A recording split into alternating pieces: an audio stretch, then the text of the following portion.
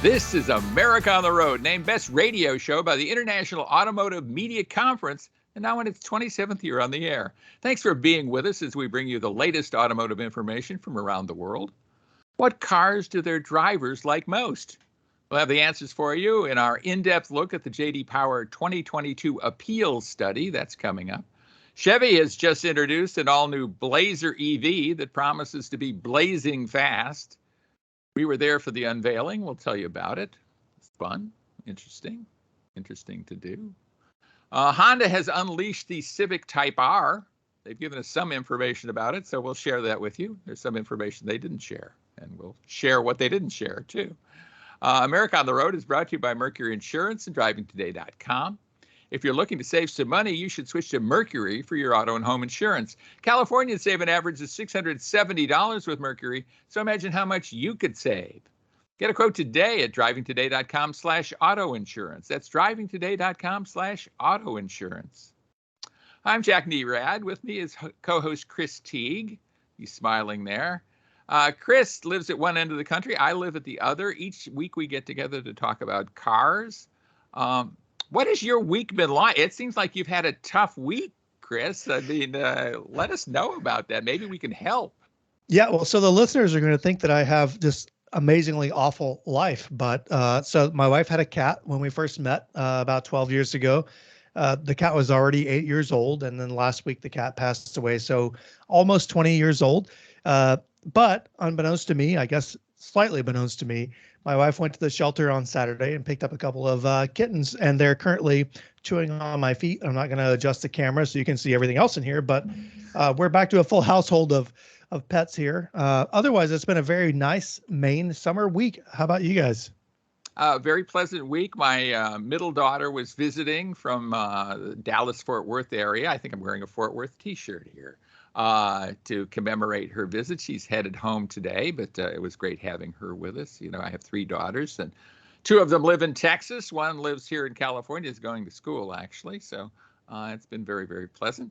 Let's get back to what we talk about here, and it's cars. What vehicle are you going to be talking about this week? Yeah, so a few weeks ago, I talked about the GMC Sierra 1500 Limited, and I drove it. It was the sort of intermediate model between the 2021 and full-blown 2022 models. This week, I'm actually driving the full-blown 2022 model. It's the Sierra 1500 AT4X. Exciting. I got a chance to drive a very exciting car, too, the 2023 Genesis GV60. This is the first dedicated electric vehicle from the Genesis luxury brand. It's filled with wild features, facial recognition among them. So we'll talk about that. We have a terrific interview for you as well. Our special guests are Brian Kursar. He's Group Vice President of Digital Technology at Toyota North America, and Simon Roberts, who works for him. He's a managing engineer there of cabin awareness. Oh, I like that, at Toyota Connected North America. So we'll talk with them about what's going on at Toyota. Before we do that, we'll bring you some of the most important auto-related news from around the world. So stay with us for that. With Chris Teague, this is Jackie Red, and thanks so much for being with us right here on America on the Road.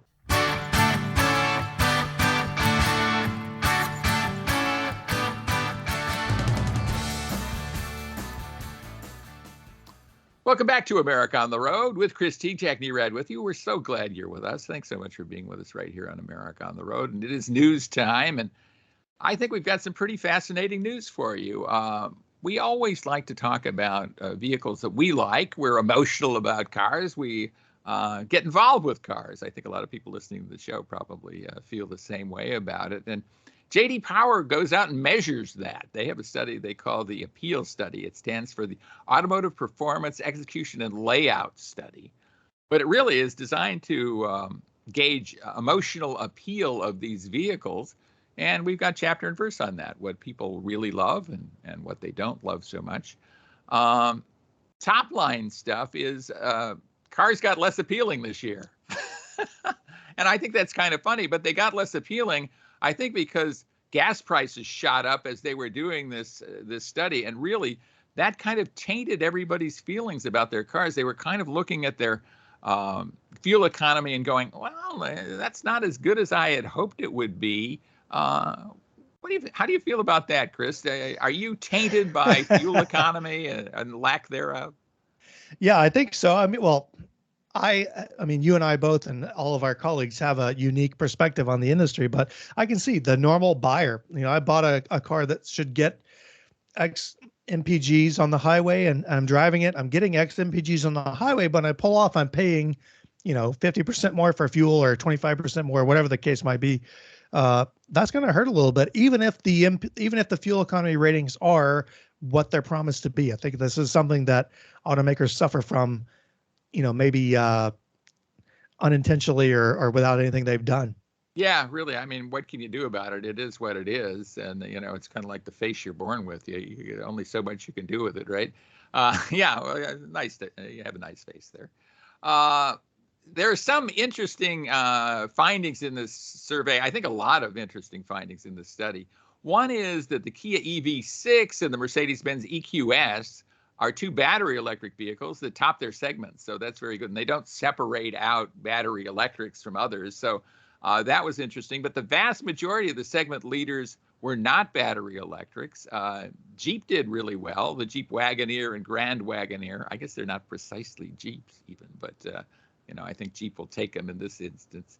The Wagoneer and Grand Wagoneer topped their segments. The Kia Carnival was a new vehicle that topped its segment, and the Hyundai Santa Cruz mid-sized pickup truck scored well, so that was good. Again, this is about measuring owners' emotional attachment with their vehicles. One thing we talked about last year, and we can talk a bit about it again, is that Dodge topped the list among mass market brands. I mean, people are emotional about their Dodges. They love their Dodge vehicles. When they own them, they love them. And you're shaking your head, but there's good reasons for that, right? I think it's hilarious. I mean, think about the vehicles that Dodge makes. You got the Dodge Charger, the Dodge Challenger. People that buy those cars, they're buying those on an emotional, like that is an emotional purchase to begin with. These are people who could buy a Corvette, maybe buy a Mustang, or a Camaro for that matter, I guess. But they've chosen these cars, and so they're doing very well. But also, I think this speaks to the age of those platforms, right? So the Charger, the Challenger, they've been around for a while in their current form. So Dodge has had time or Stellantis now has had time to iron out the wrinkles. Yeah, and I think the wrinkles don't matter as much in this study as they do in some of the other studies that J.D. Power does, because this is really about, do I like this thing or not? I mean, that's what it gets down to. And the premium brand winner is Porsche. So, I mean, you go Dodge, Porsche, I mean, what connects them? But what connects them, I think, is the visceral appeal that those vehicles have and what they bring to their owners. Those owners are excited about having a Dodge Challenger as much as as the Porsche owner is excited about having a 911, maybe even more so. Yeah, those nameplates matter to people. I bought a 200,000-mile Porsche Cayenne, and I was super proud of it. Even the nameplate matters. So right. I can see that. Right. Here's another thing that I thought was really interesting, and it's electrified vehicles are not as appealing as conventional vehicles. People are not as emotionally attached to them, which is not necessarily intuitive to me, because I think a lot of people who are buying electric vehicles now, boy, that's what they want. That represents them. That is something that they really have some emotional attachment to.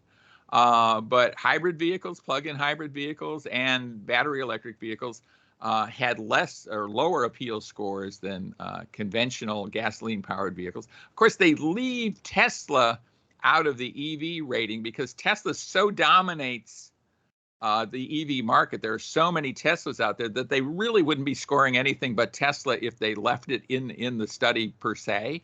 So Tesla had the highest score among all automakers, higher than Porsche, higher than anybody. It's not eligible for an award for some technical reasons that J.D. Power has, but I think interesting stuff that Tesla ranks so high in emotional appeal and at the same time, not so great in product quality. Yeah, it's a tough one to approach. I think if you look back at the last person riding a horse, they were probably pretty dedicated to riding a horse before the gasoline car came along. But the people that are adopting EVs are very passionate about them, especially Tesla buyers for one reason or another. I'm not going to speculate, but I think they have the sort of cult of following that automakers would love to have these days. So good for them in that regard. I think it is maybe mixed bag for what that means for the rest of the market in terms of how people are enthusiastic about their Teslas. Yeah, it will be interesting going forward. Well, here is a challenger to Tesla, or you could consider it that, and that's Chevrolet, oddly. But I was there for the launch of the 2024 Blazer EV. They did kind of a dog and pony show here in Southern California, in Los Angeles. I think they wanted to give that panache of California to the intro. And maybe a lot of executives wanted to come to California. I don't know. It's the perfect time to come to California, where it's not 90 degrees as it is in so many places around the country. But they did the launch of the Blazer EV. Interesting stuff here, I think, including the SS Performance model that just has kind of mind-blowing credentials to it. This is built on the GM Ultium platform. We have interviewed Ultium people on the show about this, but the performance model is just kind of nuts. What's also interesting to me is this will be available in front drive, rear drive, and all-wheel drive. So that's usually it's front drive and all-wheel drive, or rear drive and all-wheel drive, but you don't get all three. So that I found that fascinating. What do you think about this Blazer EV? Where do you think this is going? You know, when I was growing up, I used to bemoan General Motors and Ford for their like super specific options packages. Like you could order like the one, or we'll talk about it now, the 1LT package for your Camaro or your SS package or whatever. But now we're looking at this EV landscape, right? And it's so much easier to do it as long as your platform supports it. Front drive, rear drive, all-wheel drive. I love it. I love the flexibility. I love the ability for a buyer or anybody to choose, well, maybe I only need front wheel drive, or maybe I'd like rear and all wheel drive. So I think it's an awesome prospect for buyers, as long as the price doesn't extend too far beyond where we are right now. Yeah, and I wish I had more information about price to share, but I think they're going to be expensive. And certainly this SS version with 557 horsepower, 648 pound-feet of torque. It has the wide open watts mode, the wow mode. It will go from 0 to 60 in less than 4 seconds. That's one quick crossover. I mean, do we need a crossover that quick? I don't know, but maybe some people will want them. We just talked about this briefly a moment ago. Like how many more electric crossovers, or crossovers period, does the world really need? I mean, I guess as long as people are buying them, automakers are going to make them. And if it's as easy as slapping a couple of extra motors onto your platform to make it go much faster, I don't know that that's going to change for automakers, at least from a financial perspective. I mean, that's what's interesting about these electrics, right? When they have these roller skates like the Ultium platform, this erector set, and you can just, keep adding parts and keep adding more parts, and it gets cooler and cooler and cooler, or you can subtract if you want it to be less expensive. One thing I do want to talk about, though, before we go out of this segment, and that is the 2023 Honda Civic Type R, which was also introduced in the last week or so. Pretty cool car, but there was one bit of information I really would have liked to have had that I didn't get, and I don't know that anybody has, and that's the horsepower number. I think that's fairly critical when you're introducing a performance car. I'm sure the Type R will be cool, but I'd sure like to know what kind of horsepower it was going to offer. Yeah, they've not only got to blow out the Civic Si in terms of horsepower, but now they have the Acura Integra that they have to, they've pitched and now have to contend with in terms of horsepower. So what do you think? 320, 340? It's got to be more than 300. Yeah, I think it's got to be more than 300, but I'm just not sure. And I really love to have that information. That is for certain. Well, when we come back, we will be road testing some vehicles, and we do know the horsepower of the vehicles we will be road testing. And that's the GMC Sierra in AT4 trim, AT4X, I guess, trim. And I was driving the Genesis GV60. So stay with us for that with Chris Teague. This is Jack Nerad with you. And thanks so much for being with us right here on America on the Road.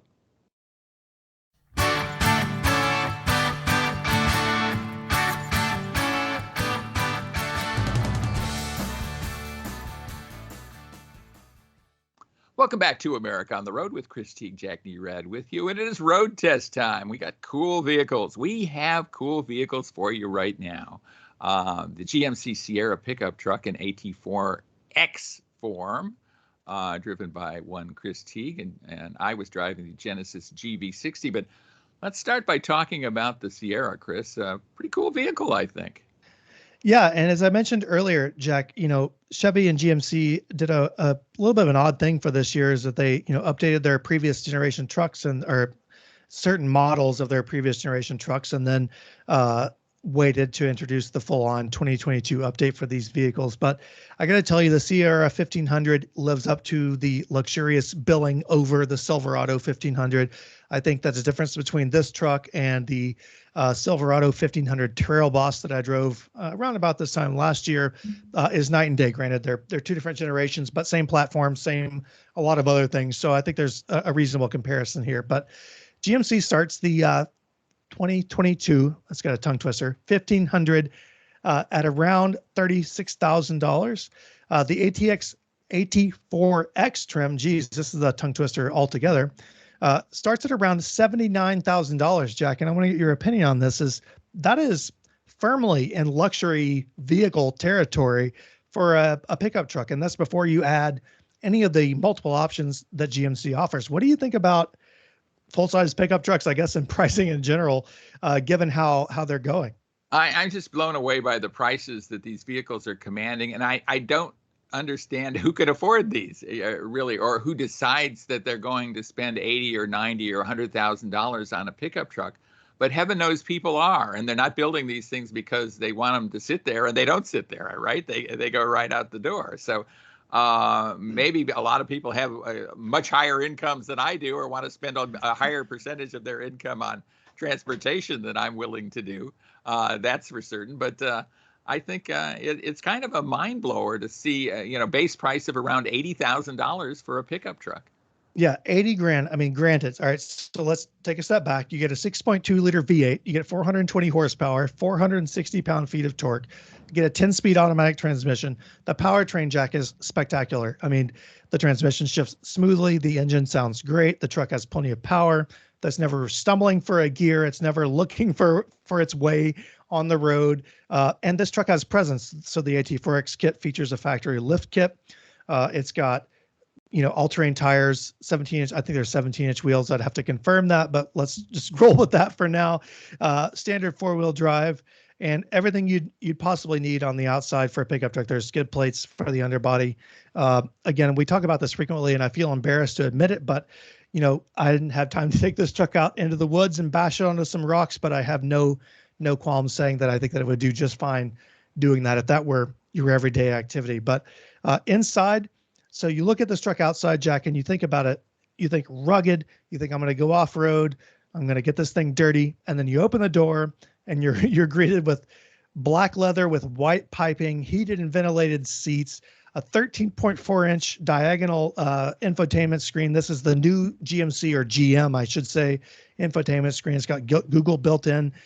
It's like stepping into almost a Cadillac for that matter. There's no...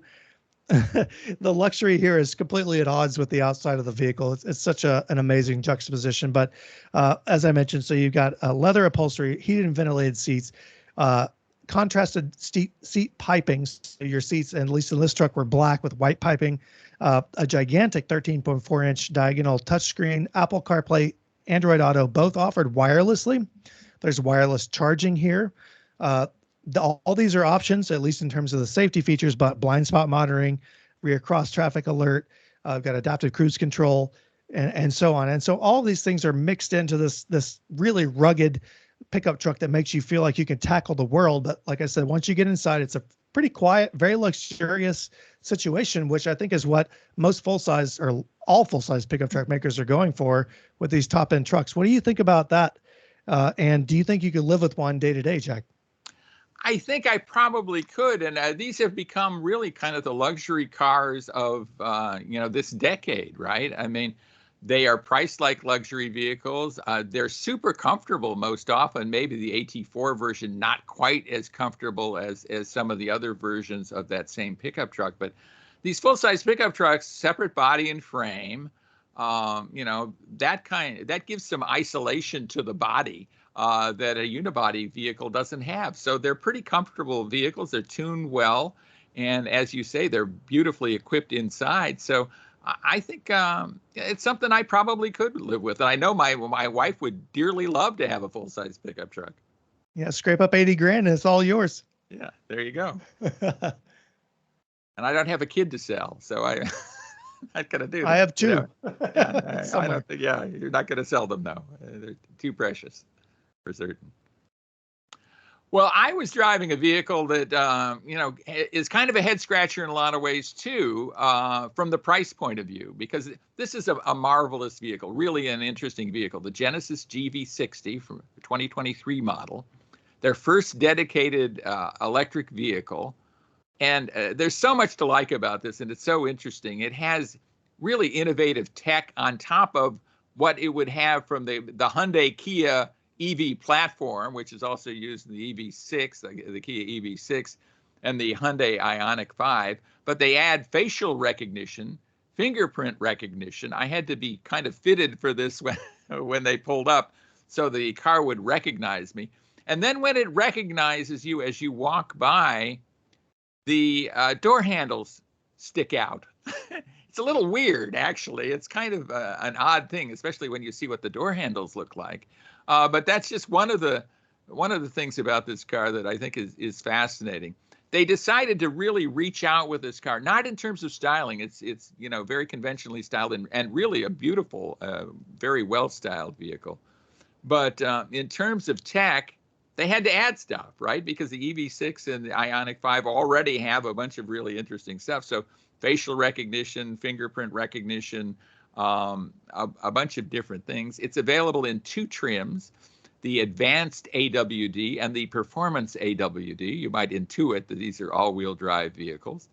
The lesser of the models has a not as powerful a forward motor as it does a rear motor. The Performance all-wheel drive model, or AWD model, is the one I drove. It has 318 combined horsepower. 483 combined horsepower in boost mode, 429 horsepower overall, because it has two motors which are the same, 160 kilowatt front and rear motor. It has a 77 kilowatt hour battery pack. That's standard across all of these vehicles. Rated about 235 miles of range. So as I say, the technology is very similar to that from the same roller skate, but the price of our test vehicle was $70,485. So you've got a vehicle about the size of a Honda CR-V, about the same interior space. Certainly it is finished much more lavishly, absolutely lavishly, than the Honda. But heaven knows that's a ton of money for a vehicle that size. I mean, what's your take on kind of ladling in all these kind of add-ons to a vehicle like this? Yeah, I guess I kind of understand why sometimes they want to do these things. They increase the appeal, they increase their profit margins or whatever, but 70 grand is a lot to lay out for a compact SUV of any type, as electric or otherwise. You mentioned the CR-V, the Toyota RAV4. Could you imagine spending, so back that up to like a mainstream brand price, could you imagine spending $55,000 for a CR-V or a RAV4? I mean, that's basically what we're looking at here. But at the same time, I guess, early adopters are willing to pay the price, and that's where we're at right now. But it's an impressive vehicle regardless. It really is, and it is beautifully finished inside. I mean, the seats look spectacular. You talked a bit about a blue interior in a vehicle you had driven fairly recently. I think maybe it was the Acura MDX. Yep. And this also had a very rich blue interior, Napa leather. Just looked, like $1 million. It wasn't $1 million. I guess it was $70,000. But looked terrific. The things like facial recognition never got in the way, which I'm always fearful when you have tech like that. Now I don't know how you lend the vehicle. Do you lend your face to somebody else so they can drive it?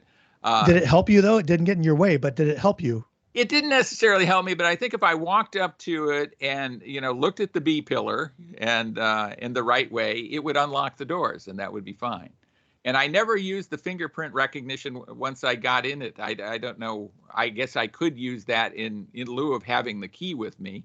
I could, use my fingerprint.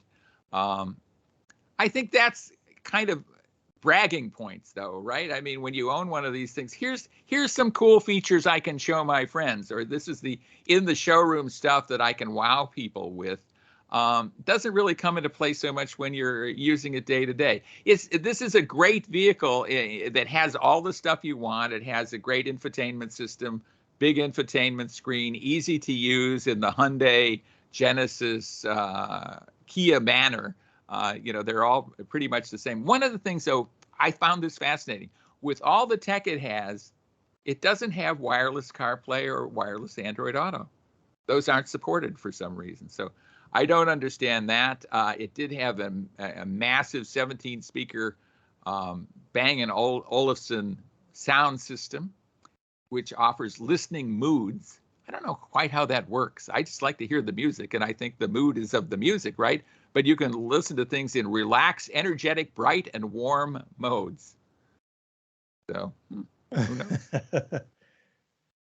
But all in all, I loved having this vehicle. It was a lot of fun. It's fascinating to have a vehicle with all this different tech. It does everything as well as or better than the other sister ships, from Hyundai that are EVs. It's a lot of money, but then the Tesla Model Y is a lot of money too. So a lot to like about it. Reasonable amount of range. I wish the range was a little higher, but overall, I think certainly this is a vehicle to look at if you're looking for a luxury EV. It'll get you a lot of attention, and I think you'll enjoy being inside it every day. You'll enjoy that very, very much. And from what I've seen, I agree with that completely. Yeah. Well, I hope you get a chance to drive one soon. When we come back, we will have a very special couple of guests for you. Ryan Kursar is Group Vice President of Digital Technology at Toyota. And also we'll be interviewing Simon Roberts, who's a managing engineer there at Toyota Connected North America. So stay with us for that. And thanks so much for being with us right here on America on the Road.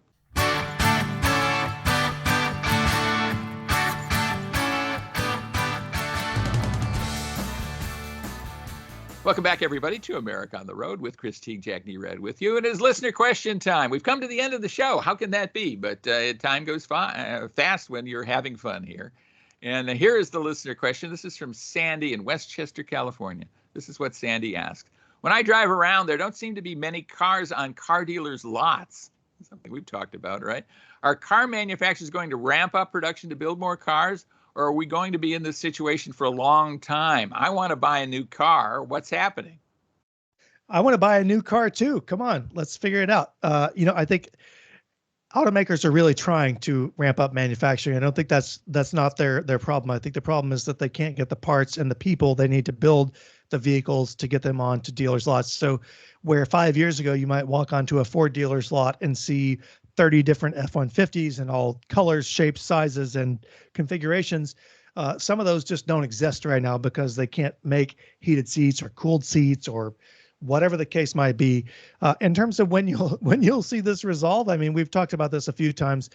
I don't have a crystal ball. I think it's going to be at least until the end of this year before things start to be more stable. But even then, the world isn't getting more stable as it goes. So yeah, I mean, I think you're optimistic by saying by the end of the year, because I think this could extend for a while. I mean, this isn't good for anybody. This isn't good for the car manufacturers. It's not good for the dealers. It's certainly not good for consumers who want to buy cars. And frankly, there aren't that many consumers who really want to buy cars. I mean, this isn't the hottest economy of all time and not the hottest market. But when you have only 13 million new cars available in inventory through the year, that's about all you're going to sell. Typically, in a very hot market, the U.S. would absorb something like close to 18 million new vehicles in a year. We're going to have a year of about maybe 14 million if we're lucky. So it's way off what a big year would be, but because there are no vehicles out there, it's very difficult for people to get themselves a bargain. Yeah, it's tough times. Yeah, tough times overall. And of course, now inflation's coming, but we're going to throw some high interest rates at that.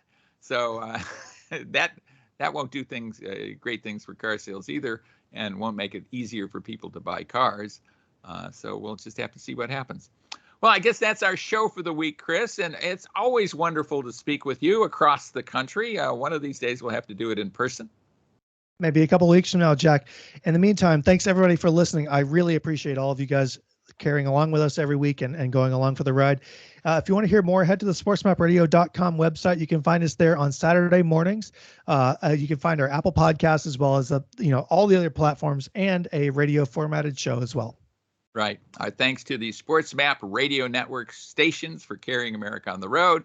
Thanks to Chris Teague for being with us and being such a great co-host. And most of all, thanks to you for being with us. We really appreciate you listening to us each week. And join us again next week for another edition of America on the Road.